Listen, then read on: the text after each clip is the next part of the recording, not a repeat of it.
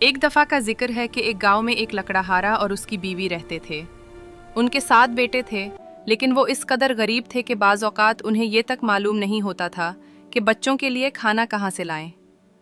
बच्चे अक्सर भूखे रहते, लेकिन सबसे छोटे बेटे ने वालदैन को सबसे ज़्यादा परेशानी में मुब्तला कर रखा था। उसका नाम मिर्चू था। वो कद में छोटा था और कम खाता था, लेकिन वो बाकी सबसे मुख्तलिफ और ज़हीन था। फिर यूं हुआ कि कई महीनों तक बारिश न हुई और गांव में तहत फैल गया। लकड़हारे के पास बच्चों को खिलाने के लिए कुछ न बचा। एक रात वो और उसकी बीवी खाली चूल्हे के पास बैठे थे। हम अब अपने बच्चों को मजीद नहीं खिला सकते। कल सुबह जब बच्चे उठेंगे हमारे पास उनके लिए कुछ भी नहीं होगा।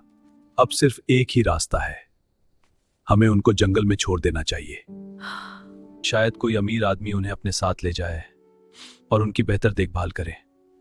बीवी ये सुनकर तड़प उठी और रोने लगी, लेकिन जैसे जैसे रात गहरी हुई, भूख से मरते बच्चों के खौफ ने उसे उस कड़वे फैसले पर रजामंद कर दिया। वो दोनों नहीं जानते थे कि नन्हे मिर्चू ने उनकी सारी गुफ्तगू सुन ली है।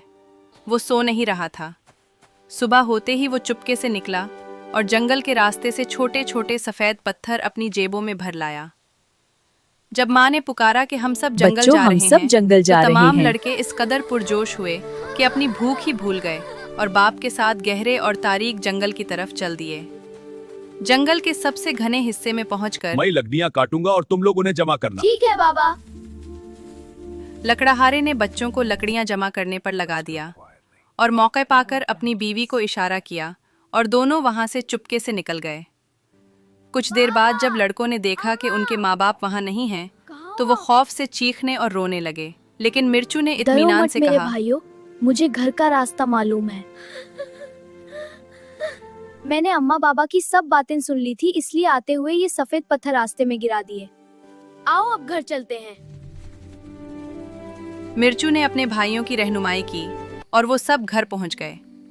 जब वो दरवाजे पर पहुंचे तो उन्होंने सुना कि उनकी माँ रो रो कर कह रही थी, काश हमने अपने बच्चों को जंगल में न छोड़ा होता।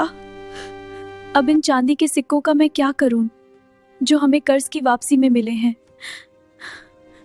इस रकम के बारे में तो मैं भूल ही गया था जो मैंने अपने दोस्त को उधार दी थी।